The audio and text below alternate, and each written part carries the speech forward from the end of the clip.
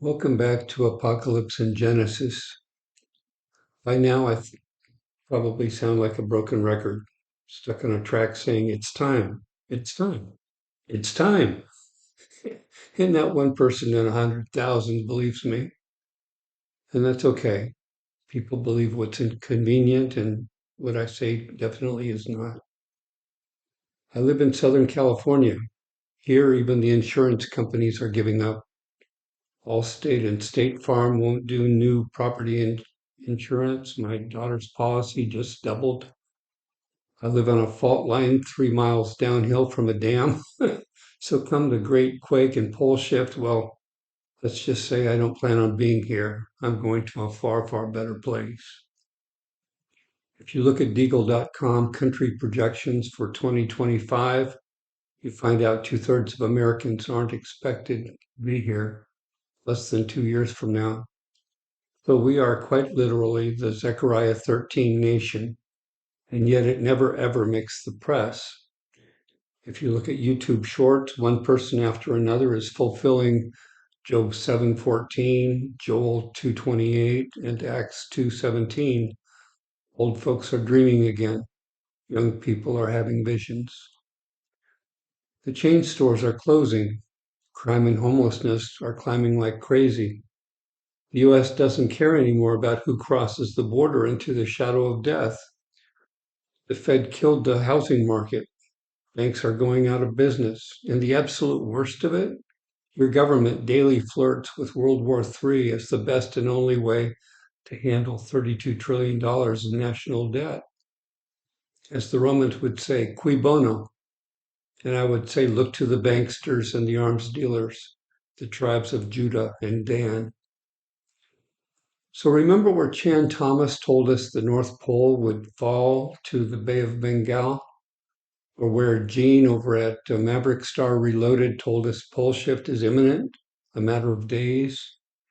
Or where Ben at Suspicious Observers says scientists are agreed that the pole and its magnetic field strength are about to drop at an incredible rate? Well, the ancients agreed that you and I would have it bad. A whole new world is coming faster than you could arrange for travel to another continent. Reminds me of Plato and Ezra. The Greek philosophers said there was a land called Atlantis that sinks in a night and a day. And the Jewish priest, living about the same time, prophesied of the Lion of Judah, meaning the Leo son of August. He will denounce them for their ungodliness and for their wickedness, and will cast up before them their contemptuous dealings. And first he will set them living before his judgment seat, and when he has reproved them, he will destroy them. So here we sit, sacrificial victims upon the cosmic cross, in a year of the fourth ram, the fifth Ahau, seventh Sar. We've nearly arrived, the feast day of John the Baptist, the one who pleaded that we repent while there's still time. And between the coming solstice and equinox, I believe we'll be in serious trouble. By the time we reach the pillar of the universe that stretches from the first of Aries to the first of Virgo around September 22nd, it'll be just a matter of time before the world goes sideways. I've helped the translation here as best I can, but it still doesn't much resemble the world you've known. The heavens will be overturned during the next 3 years before it all settles down, and we again have to scratch out a living amongst the thorns. We don't even know whether what's coming is a short excursion of the poles or a reversal that remains with us for thousands of years. I'll tell you my suspicion. Look at the timing of the death of Jesus as a parable, a mystery, because like history, it is divided into quarters. 0 hour for the Jews was 6 in the morning. So apply it to the Zodiac. Our 0 hour had sun at the galactic center on the last winter solstice, the start of the holy year, the tail of Scorpio. And Christ was hung on the cross 3 hours later at the vernal equinox, now the cusp of Pisces Aquarius, where the Son of Man is due to show rising from hell. Darkness came 3 hours later at Gemini Taurus, where last the sky burned in a cataclysm 6,537 years ago, and the hourglass of history turned. 3 hours later, on the autumnal equinox at Leo Virgo, he looked up to his father, Enki, the pillar god at Aquarius, and died.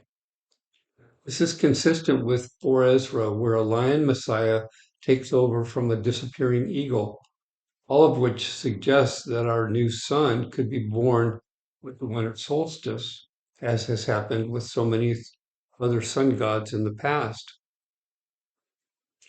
Here are some representations of the Aries dragon who became Ouroboros.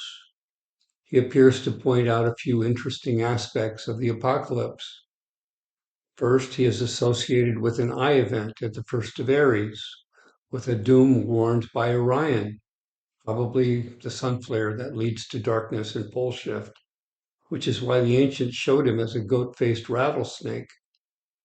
Since the dragon pipe has 5 rattles, I understood that we should have begun paying attention at the end of 2020, the end of the fifth Ahau of the Maya.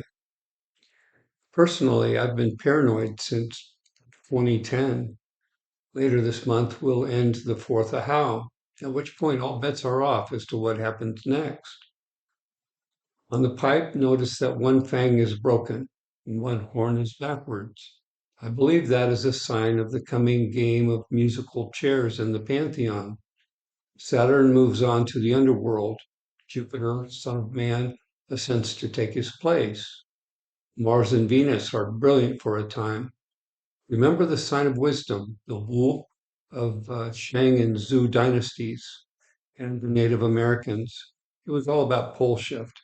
And perhaps our poles continue to follow the passage of Nibiru Marduk or his dark father around the sun.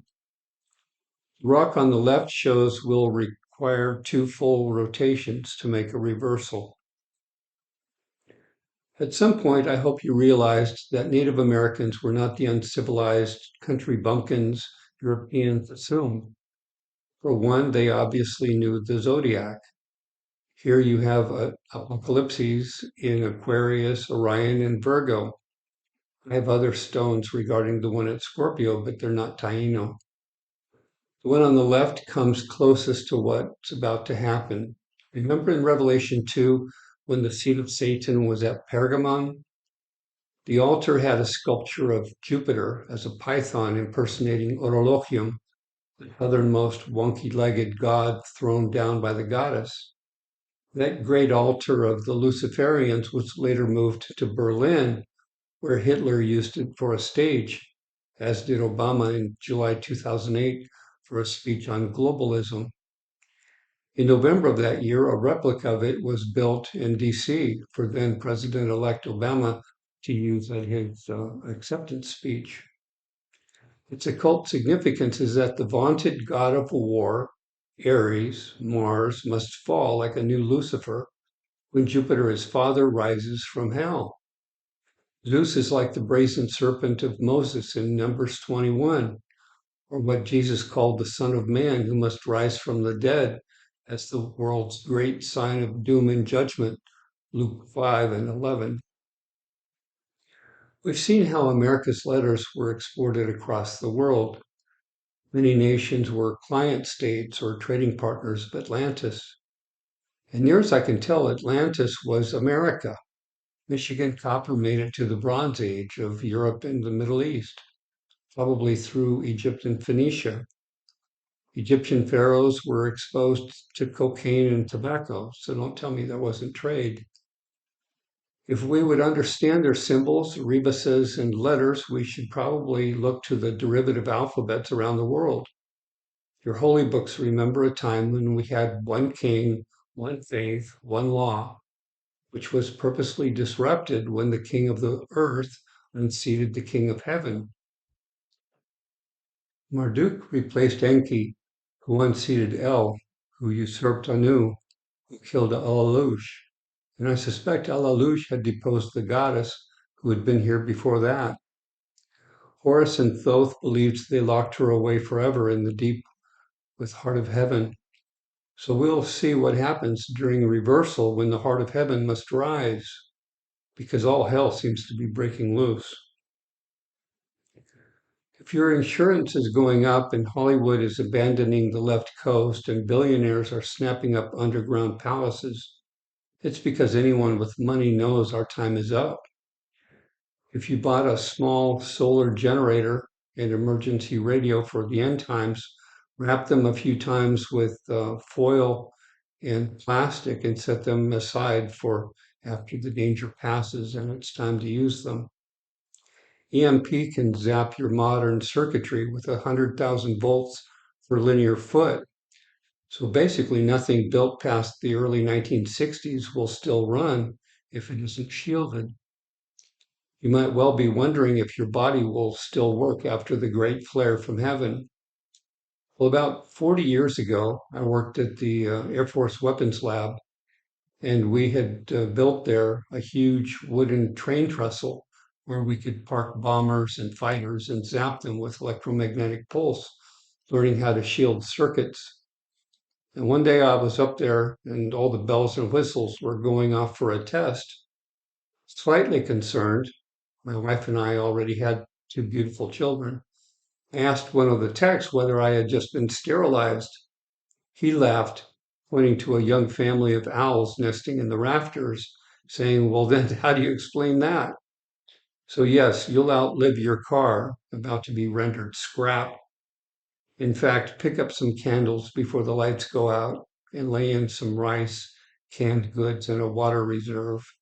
You won't find them wandering about in the dark. You know, I believe this is the holy year, from the symmetry of Jupiter Saturn with Venus Mars last December and the one again at the end of October. I believe we have arrived to the point of all religions, scriptures, and myths. I believe it is also a key to the carved stones, cave paintings, ancient coins, early pottery, and bronzes. One sun, Ram, or Yuga ago, God said, "Let there be light." One Ahau ago, Noah sailed to Ararat. One Sar ago, Moses led the Israelites out of Egypt. Now each of those periods has ended. If I read the stones correctly, the ancients believed the powerful solar flare could show up as early as the summer solstice 2 weeks from now. Note the three stars of Orion's belt, that of our last dying god of star lore, at the top of each. Some of the stones hint that this was the time of the eye of God last time, perhaps when Sirius lit up as a nova, like in the story of the jaguar priest, repeated by Cortez. My hope is that these events can hold off until the autumn equinox.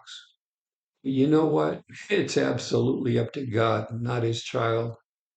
And if his super flare and pole shift happen, then maybe the equinox gets moved up. Remember, there was a stone with a season, quarter chunk missing. If the event that brings the solar flare is the conjunction of Nibiru with planet X, there are two ways of looking at the resulting gravitational anomaly. Plenty of Christians will excitedly rush outside and leap to the sun, and plenty of others will follow the end of Isaiah 26, shutting out the darkness and lighting their candles or oil lamps and pray.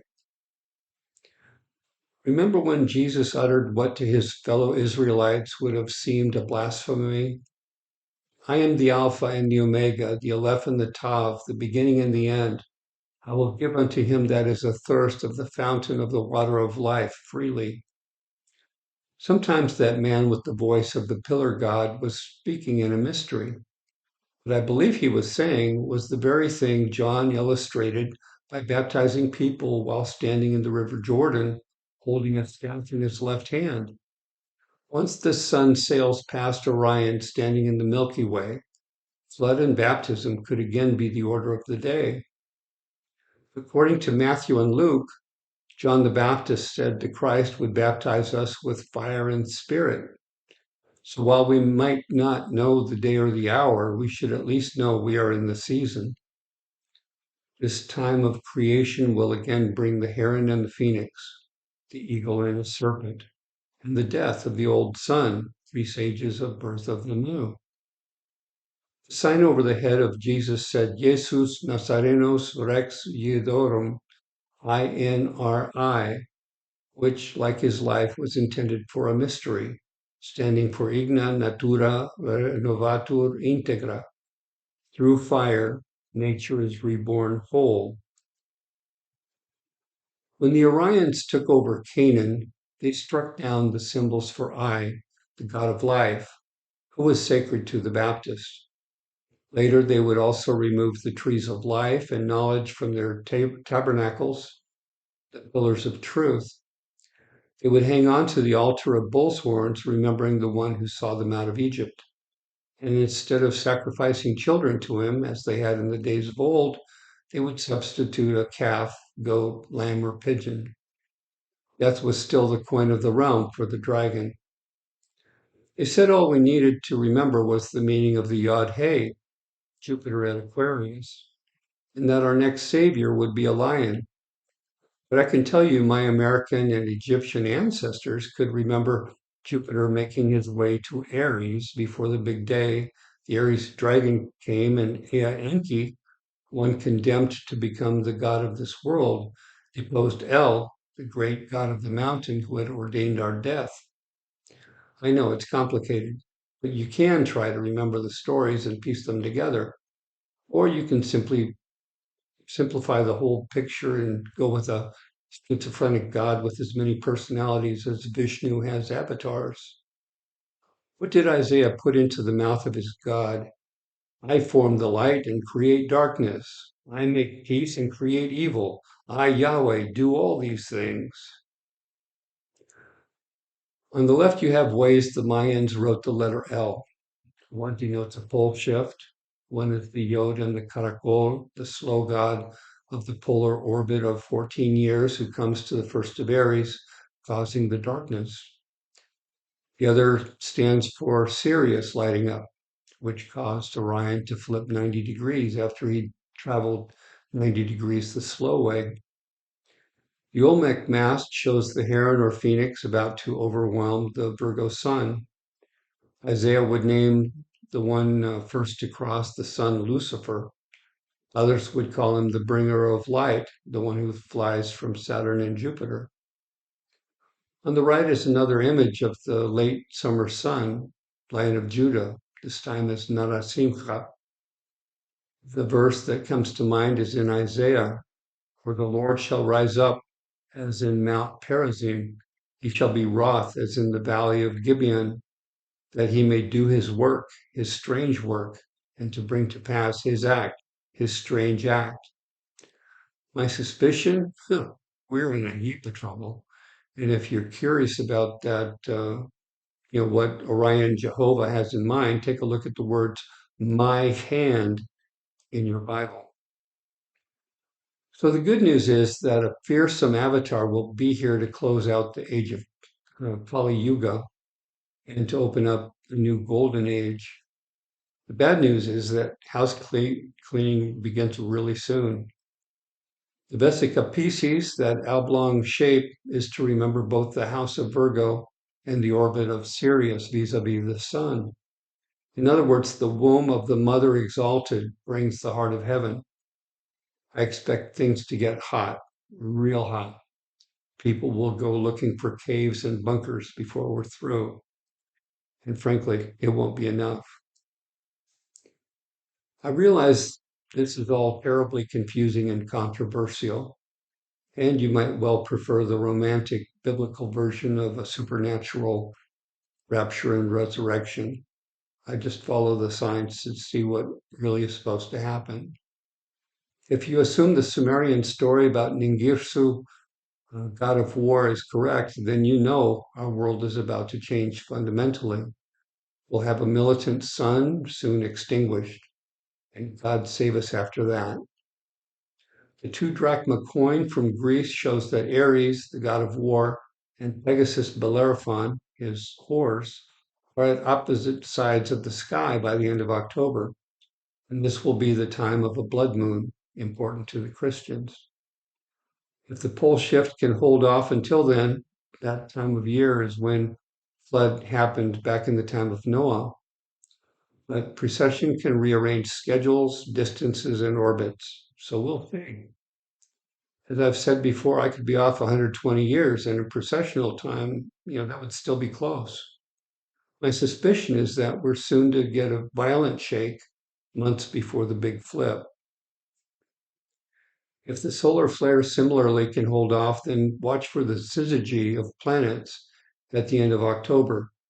If a cosmic Birkeland current were looking for a planetary alignment to roast planet Earth, one's coming. The confusing arrows on the Zodiac were to show that we can expect a change of ecliptic or two. As Haron goes by, as our new pole star very much on the move, Earth changes its aspect. Sun and moon won't be where they belong. In the case of the Mummy, Leo and Orion flipped sides, which is the same shift as when a lion famously pounced Taurus at Persepolis, or the bull got it on with a lioness in the Chauvet cave painting. The pole shift is about the time they started feeding children to the Minotaur in Crete, or sacrificing them in Canaan to Moloch and Baal. In the Americas, they were cutting the hearts out of their victims to save them from being reborn, dumping children in pools and sending them to starve in the mountains. Remembering the Aries dragon was all about death. Later, some would reform the practice into animal sacrifices. Still later, the animal sacrifices would give way to Seder meals, communion, and periods of fasting and prayer for others. All basically ritualized survivor guilt for having been spared the world Holocaust. If I recall, it eventually became a time of confession, thanksgiving, and creation stories for the Native Americans, as it should be for all of us. These stones are Mississippian. They speak to our predicament. The axe must fall in the days of Haron and Nibiru, Thoth and Horus, the time of flood and fire. Their alignment at the eye brought super flare and pole shift. Long ago, Jupiter and Saturn danced at the cross, nailed to a tree of Virgo Aries, and they will again. Similarly, there's a Neo-Gnosis stone I could show you with Orion wearing rabbit ears and an axe on his head, which is an Auriga Lepus or Aquila Orion reversal, dancing beneath the moon. Whenever the dance comes, it's also a shower of fire and brimstone. When I look at the old stones or any nation's ancient artifacts, my thought is often all I ever needed to know is right here. What any of us could use at that point would be a priest or shaman to confirm our suspicions. Were I such a teacher, I would hand you a stone and ask what you see. Some see animals, some see letters. Today, I'm sure most of you would just wander off, concerned at the old one's sanity. But I'm pretty sure with just a handful of rocks from China, Persia, America, Syria, or the Caribbean, you could reassemble the Genesis or Revelation stories long after the books burn and the internet goes down. Here, as usual, you have the wisdom of father and son, or mom and dad, Orion and Virgo, Yahweh and his Asherah. To me, it's an event we now await to recur on the seventh Sar or fourth Ram, as naturally as one might get dressed for synagogue, church, or mosque. We found the Yod Hey twice, once in 2010 and once in 2022. And now it's time for the Vav Hey, the Phoenix. It's when father and son return to our skies, when both Virgo and Aries point to Aquarius, and the Pisces sun officially hands over the reins to her bright successor. The hand axe is from the banks of the River Thames at low tide. The statue is from the Dominican Republic.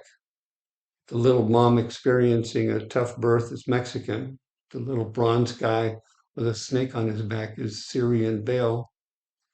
The axe is a xenolith, a stone with other rocks embedded.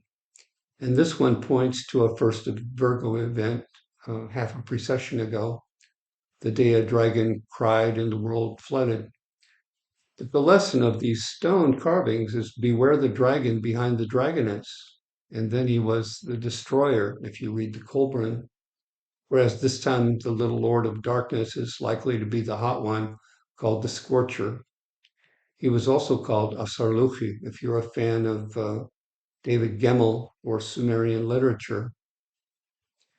Remember how I once told you the world is being divided and conquered a dozen different ways? The evil ones in charge want you at each other's throats by sexual preference, religion, race, social class, nationality, you name it. An age of narcissists, everyone playing both perp and victim. Well, I always wondered why people hate the Christians in Revelations chapter 20. You know, enough to be chopping heads from infidels, such as you might find in a well translated Quran, Surah 47. And the way that I think it will go down is that the ones in charge will suggest we universally chose to worship the wrong celestial object, pretending they didn't. Regardless of which exoplanet pops up first, there will be reason to condemn you as a scapegoat for all mankind. We are what Zoroaster used to call the Saoshyants, the generation of saviors, the great sacrifice as a golden progeny returns to earth. Do you remember how the true apocalypse stones spin like a top so we can remember the reversal that once came and now returns? Well, if this year's Virgo Leo meeting of the Pisces Aquarius pillar is our tragic moment, then look at the left side of the stone portraying a Saturn moon, because that would be October 24th, a week before the Day of the Dead. Notice the devil's horns on Koyol Shauki. Those stand for 3 days of the moon of Hecate, near the first of Aries, probably between the Saturn moon and the Jupiter moon, or October 24th to 29th. That includes a full harvest moon and a blood moon. A few days earlier, October 25th, the moon will cross where the Aries dragon is supposed to show up. I wonder how close it might come to a lunar distance. Can you imagine if the son of Ra struck our moon? What would Philothoraeus have to say? Anyway, if the eagle priest Huitzilopochtli, Aquila, slays his sister, Pisces, then did the sky move right or left? And what does that make Mother Mary in the stars if she held a dead Orion? Do you see a parallel in their mythologies? It's a pole shift. As nationalistic as the God of the Bible might sound, he's a conglomeration. We saw how some of his scriptures came from Enki and others from Marduk, and some undoubtedly came from Enlil and Anu, because the Genesis derived from Berosus as much as Exodus related old stories from Manetho in Egypt. What I'm suggesting is that none of us need to be too fundamentalist in the days ahead. I can understand how the Pope could bless an image of the Pachamama, even if it upset some of his bishops. Blame the pagan emperor Constantine the Great for giving Mary a seat at the high table. I trust it was the right thing to do. Here's what's supposed to happen this time. The Aries dragon is supposed to show up somewhere between Jupiter, the fish of Pisces, and Saturn. The riddle on the back has to do with Orion. Were they saying it happened in Orion last time on the vernal equinox? Or were they saying the I conjunction will happen this time as we go by Orion, which could be just a few days from now? And how do you understand the big one? Is that a double entendre making a Leo reversal the dance of the dragon? In which case, might that put the dance sometime between August and October? Well, whatever happens, I hope to breathe easier next month if the world's not yet on fire. What worries me the most about the end of the world as we know it is that it will be a lot more tragic if it happens piecemeal. For example, if it is a sudden pole shift, I get a brief, maybe briny suffocation, and I'm praying Psalm 69 for salvation. But imagine if it's a huge earthquake, so first we go homeless, and then the grid goes down and we're hungry, and then the zombies from Los Angeles show up with their guns and attitudes. If the plan is to scare us into repentance, then I would expect the world crumbles before it burns.